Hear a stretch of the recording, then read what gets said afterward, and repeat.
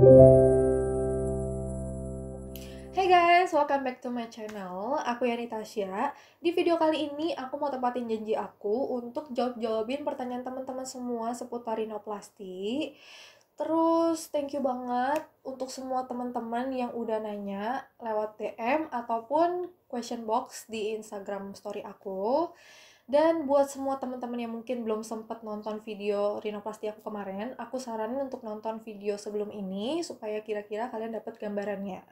Well, aku di sini nggak akan mention nama kalian semua sebagai privacy kalian. So, kita langsung mulai aja ke pertanyaan pertama.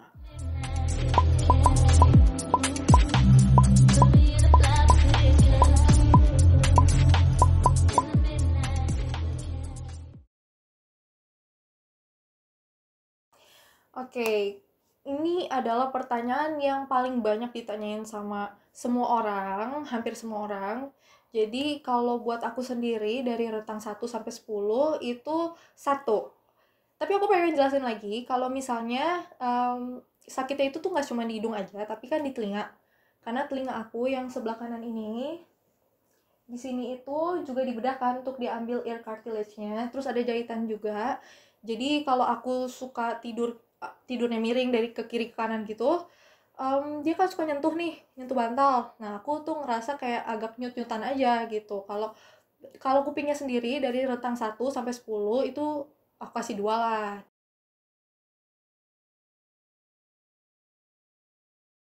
Nah, ini ada pertanyaan setelah operasi ya. Jadi, aku bakal jelasin pas lagi operasi sama setelah operasi. Kalau pas lagi operasi itu kan sebenarnya banyak banget yang nanya itu sakit apa enggak. Itu sebenarnya kan karena kita udah dibius lokal, jadi itu nggak kerasa sakit sama sekali. Cuman pas aku lagi dibikin pocketnya ini di hidung kita, itu dibikin pocket dalamnya untuk dimasukin silikonnya. Nah itu kan kayak dikikis-kikis, aku sih nggak tahu ya medisnya kayak gimana. Pokoknya prosesnya tuh kayak dibikin apa sih ruang khusus gitu. Nah itu kan ada rasa ngilu sedikit. Cuman kalau ngilu itu menurut aku nggak bisa dikategoriin sebagai rasa sakit sih. Cuman kayak rasa nggak nyaman aja gitu. Kalau direntangin dari 1 sampai 10 sih mungkin kurang dari 1, kayak 0,5 gitulah. Tapi aku tetap komunikatif sih sama dokternya supaya kalau misalnya rasa ngilu itu ternyata adalah sesuatu yang nggak normal, jadi aku bisa ditambahin lah obat biusnya atau kayak gimana gitu. Terus yang pas setelah operasi, kalau yang setelah operasi itu dari hari pertama sampai hari ketiga setelah operasi itu, jujur aku memang ngerasain sedikit nyut-nyutan di bagian hidung. Kadang-kadang aja kayak satu hari itu bisa kayak 2 sampai 3 kali lah dalam sehari. Itu kayak hidungnya, kalian pernah kejedot gak sih? Kalau kejedot di hidung itu kan ada rasa yang ngilu, yang gak enak. Nah itu kayak gitu, persis banget kayak gitu rasanya.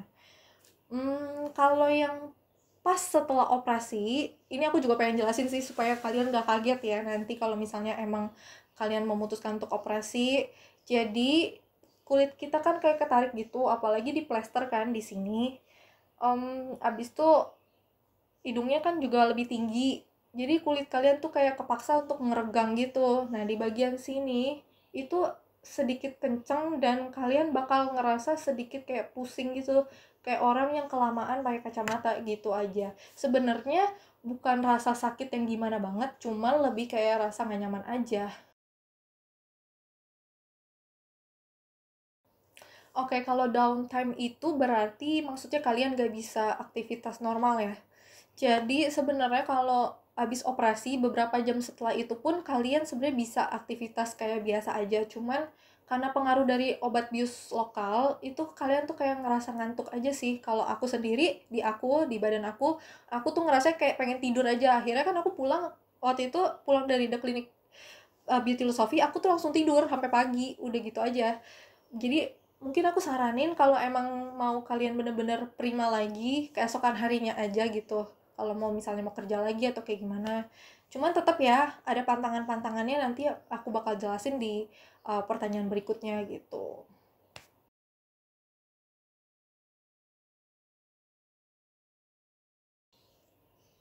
Oke, makeup dan aktivitas normal.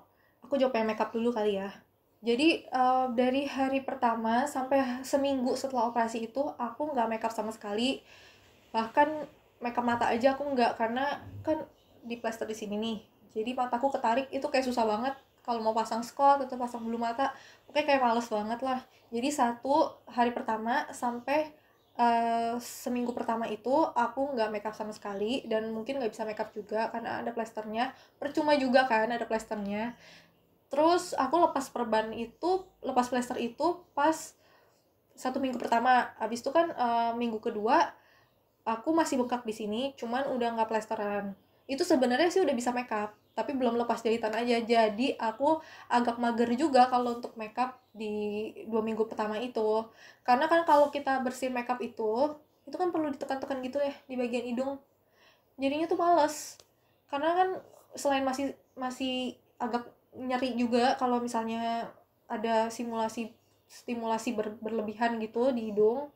Lebih baik, lebih aman ya kalian makeup setelah 2 minggu pasca operasi itu, pas udah lepas jahitan. Jadi lebih enak aja kan, bersihnya gampang, makainya juga gampang gitu. Terus kalau aktivitas normal kayak yang aku bilang tadi, yang pertanyaan downtime sorry, downtime downtime itu aktivitas normalnya seperti apa dulu gitu kan. Kalau misalnya kalian mau aktivitas normal kalian aja udah berat, kayak misalnya olahraga berat, terus kayak apa ya namanya ya, kayak misalnya gue jadi bingung sendiri. Iya, jadi pokoknya kalau aktivitas normal itu sebenarnya bisa aja, selama aktivitas normal kalian tuh yang benar-benar basic gitu, yang kayak ngetik-ngetik lah, kantoran, terus ngurusin anak mungkin bisa, asal nggak ketonjok aja ya kan. Terus kalau olahraga jangan dulu. Kalau misalnya normalnya kalian olahraga, ini di skip dulu aja. Kalau aku kemarin itu tetap olahraga juga sih, cuman yang upper body dan yang gak berat gitu, cuman angkat barbel yang ringan aja, kayak gitu-gitu masih bisa. Jadi jangan khawatir. Terus kalau kalian mau jalan-jalan, mau makan apa aja, itu juga bisa banget gitu. Sebelum itu sebenarnya aku nggak diinfoin apa-apa juga sih. Kalau untuk gak boleh ini gak boleh itu, puasa juga enggak sebenarnya, karena kan cuma bios lokal. Tapi aku pernah baca-baca aja kalau misalnya, kalau bisa nih sebelum operasi itu mendingan hindari alkohol dulu sih, supaya katanya ya, aku juga ini nggak tahu, nanti kalian bisa tanya ke dokter kalian masing-masing benar apa enggak. Jadi kalau alkohol itu sebenarnya katanya mengurangi efek dari obat biusnya sendiri gitu. Jadi lebih baik sih jangan minum alkohol dulu. Terus kalau pantangan sesudah operasi, kayaknya lumayan banyak sih. Selain emang nggak boleh kena air selama seminggu, kan ada plasternya. Terus jahitannya juga belum kering. Terus kalian juga nggak boleh berenang. Karena kalau berenang itu kan kita nggak tahu kalau tekanan air yang di bawah kolam itu seberapa besar. Jadi jangan dulu, karena implannya itu lagi menyesuaikan di hidung kita, jadi kayak belum nempel banget gitu loh. Malah kalau misalnya seandainya nih ketonjok, kalian tuh masih bisa benerin kayak tak gitu loh. Jadi hati-hati aja kalau misalnya baru operasi gitu. Kalau bisa jangan berenang dulu, bukan kalau bisa, emang nggak boleh berenang dulu. Terus selain itu kan di kolam renang juga banyak germs gitu, banyak bakteri. Jadi itu yang kita jaga supaya jahitannya jangan sampai terinfeksi sama bakteri itu. Terus apa lagi ya pantangannya ya? Nggak boleh mandi, nggak boleh berenang. Terus, oh ya, kalau aku sih ini nggak harus juga, nggak dikasih tahu juga sebenarnya. Cuman aku dengar-dengar katanya kalau misalnya, bukan dengar-dengar sih sebenarnya, waktu itu ada dokter juga yang pernah ngomong, cuman ini bukan dokter Danu yang ngomong. Katanya kalau abis operasi itu lebih baik hindari makan yang amis-amis dulu kayak seafood. Nah kan aku ada luka nih, selain di kuping, di hidung juga di dalam. Jadi aku waktu itu sempat ngindarin seafood juga selama beberapa waktu, sekitar 3 mingguan, supaya luka aku cepet kering. Gitu aja sih. Oh ya guys, aku mau tambahin, jadi kenapa nggak boleh mandi atau cuci muka, pokoknya nggak boleh basah di hidungnya. Kupingnya juga nggak boleh basah, jadi kan jahitan kita itu belum kering. Jadi kalau bisa jangan kena air, karena air itu kan di dalamnya banyak bakteri, kita nggak tahu. Walaupun air di rumah kayaknya bersih, jadi sebaiknya dihindari dulu aja, jangan sampai basah. Waktu itu aku tuh lucu, jadi aku keramasnya dikeramasin suami aku. Caranya tuh kuping aku bungkus pakai bubble wrap lagi. Aku bungkus pakai apa sih namanya? Oil. Bukan. Foil mah yang itu, yang perak-perak itu, bukan, apa sih namanya? Itu loh yang buat makanan itu loh, yang bening-bening apa sih? Ya itulah. Iya pokoknya yang buat bungkus makanan itu yang warnanya bening. Jadi aku bungkus kuping aku, terus bungkus apa lagi ya? Jadi kuping, terus abis itu keramasnya juga tiduran kayak gini. Kayak rempong deh, terus cuci muka juga lap-lap doang gitu, supaya nggak kena air, supaya tetap kering.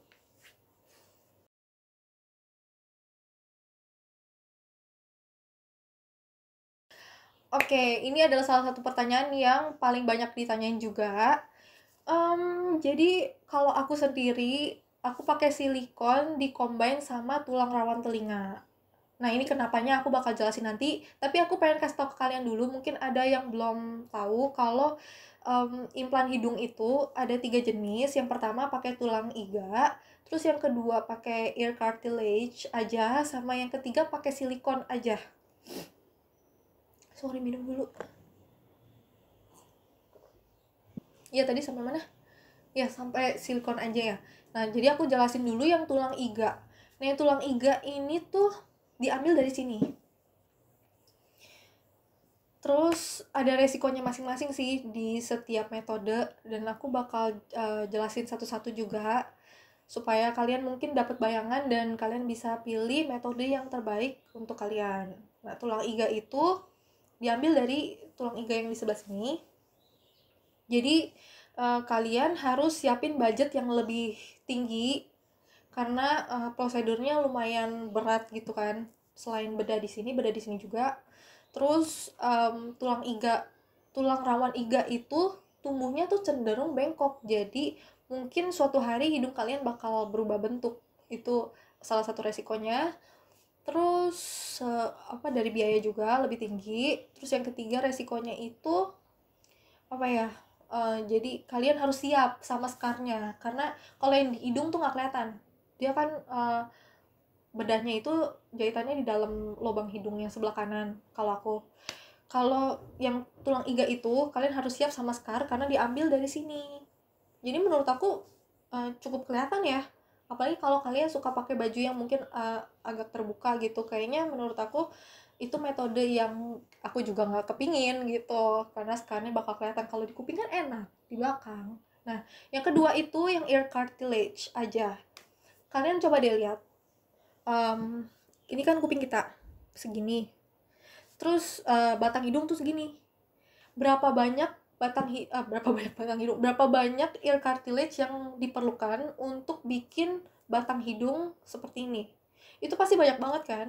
Jadi resikonya dari ear cartilage semua itu kuping kalian itu bakal berubah bentuk gitu. Makanya nggak diambil semuanya kalau aku. Terus yang ketiga dari silikon. Silikon sendiri bukan nggak ada risikonya, ada. Jadi resikonya silikon sendiri itu bikin kulit kita tuh jadi lebih tipis gitu. Jadi makanya kalau misalnya mungkin kalian pernah lihat kali ya operasi-operasi gagal atau yang murah-murah banget kayak gitu, itu suka berbayang di bagian sini. Ini paling sering berbayangnya di bagian sini. Karena kalian tahu kan kalau misalnya silikon itu, aku juga udah kasih lihat di video aku sebelumnya, bentuk silikonnya yang dimasukin di hidung aku tuh kayak gimana. Bentuknya tuh siku-siku seperti ini. Seperti angka 7 gitu. Terus titik terberat itu pasti ada di ujung sini karena kan bentuknya siku-siku, jadi tekanannya tuh pasti ngumpulnya di sebelah sini. That's why makanya suka berbayang di sebelah sini gitu.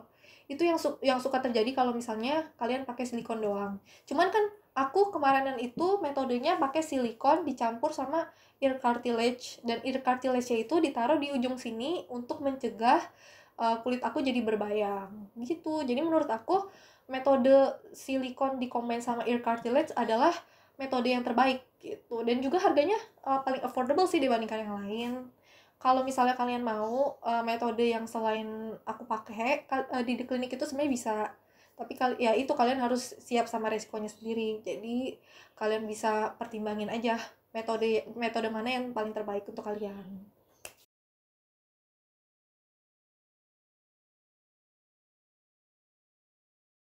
Nah, itu aku juga sebenarnya nanya ini ke dokter Danu sebelum aku operasi, karena aku nggak mau kalau cuma sebentar ya kan. Buat apa permanen, buat apa kalau nggak permanen gitu. Tapi kalau menurut dokter Danu itu sih sebenarnya tergantung masing-masing tubuh orang ya.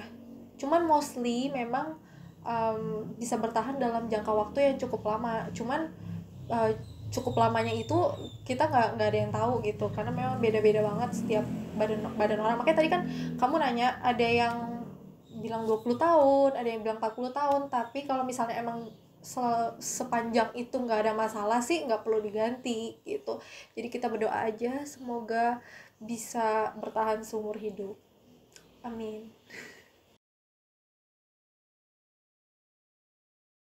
Jawabannya bisa banget. Jadi kalau kalian di The Clinic itu, kalau kalian nanti memutuskan untuk rinoplasti di The Clinic, di situ ada privilege khusus, katanya sih gitu. Jadi kalian bakal dibangunin saat tindakan. Nah, di situ kalian bakal disuruh ngaca, dan kalian di situ bisa ngeliat hidung kalian tuh udah pas apa belum. Kalau seandainya ketinggian atau misalnya kurang, itu nanti bisa ditambahin. Kalau emang udah sesuai sama keinginan kamu, nanti baru bisa dijahit gitu. Jadi dokternya sendiri benar-benar apa ya namanya, kooperatif lah gitu. Jadi bukan cuma mau maunya si dokter aja, tapi mau maunya kalian juga. Jadi hasilnya itu bisa sangat sesuai dengan ekspektasi kalian. Seperti itu. Oke, jadi soal biaya itu adalah salah satu pertanyaan yang paling banyak yang nanya selain yang sakit atau enggak tadi itu. Nah, sekarang aku bakal jawab. Harganya itu start from 25 juta rupiah untuk rinoplasti di The Clinic Beautylosofi sama Dr. Danu Mahandaru. Jadi kalau di The Clinic itu ada beberapa dokter selain dokter Danu, dan harganya memang beda. Ini yang kebetulan aku kemarin tindakan itu sama dokter Danu Mahandaru, karena memang katanya the best ya kalau misalnya yang rinoplasti. Jadi aku percaya sama dokter Danu. Um, Kalian mungkin harganya sekitar 25 juta atau bahkan lebih mahal. Kalau lebih murah itu kayaknya nggak mungkin. Cuman kalau kalian mau dapat yang lebih murah, kalian bisa pakai kode promo aku yang The Clinic X Yanitasha itu. Aku bakal tulis lagi di description box untuk lebih jelasin nanti. Kalian bisa make appointment via hotline, khusus yang via hotline aja ya. Jadi kalian bisa dapat diskon 1 juta rupiah. Lumayan banget kan? 24 juta kan? Gitu.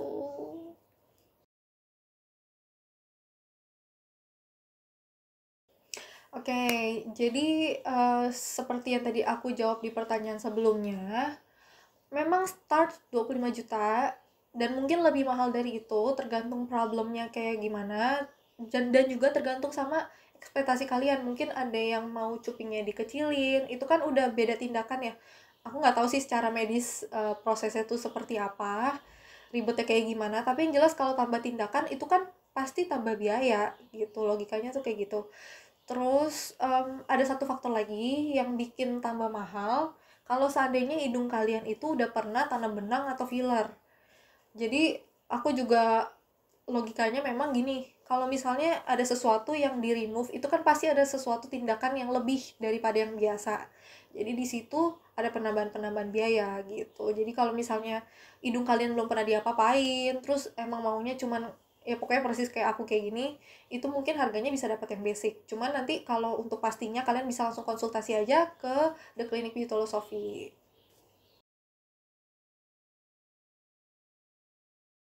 Kalau ditanya puas apa enggak, aku jujur puas banget sama hasilnya.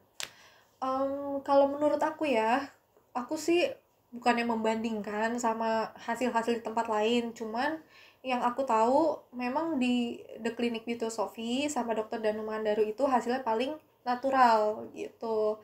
Jadi kalau misalnya aku mungkin nggak open public kayak gini, atau orang yang nggak kenal aku sebelumnya, mereka juga mungkin nggak tahu kalau aku operasi, karena aku sendiri juga nggak ngerasain perbedaannya. Selain memang tambah mancung ya, iya. Cuman kalau dari segi kayak fake gitu kayaknya enggak deh. Menurut aku hasilnya natural, jadi aku benar-benar puas banget dan aku berani rekomendasiin ke kalian juga karena itu gitu. Aku sih di sini bukan yang kayak ngada-ngada atau kayak gimana, cuman kan kalian bisa nilai sendiri hasilnya kayak gimana. Kalau menurut kalian emang udah oke ya, eh, ya go for it gitu. Kalau buat aku personally, aku suka sekali sama hasilnya dan aku benar-benar puas. Oke guys, sekian dulu untuk video kali ini. Thank you guys for watching. Jangan lupa untuk subscribe, like, comment, dan share video ini kalau kalian suka. Dan kalau misalnya ada pertanyaan-pertanyaan yang belum aku jawab atau belum ditanyain, kalian bisa langsung aja komen di bawah. See you guys!